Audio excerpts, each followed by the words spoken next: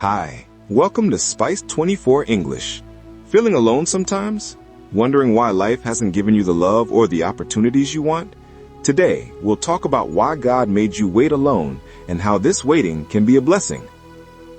Loneliness is not a punishment, it's a preparation.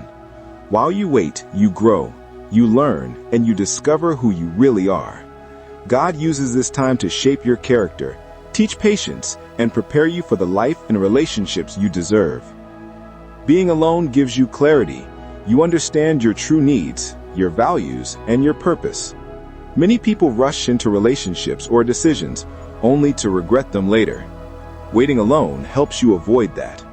God's timing ensures that the right person or the right opportunity comes at the right moment. Embrace this season of waiting.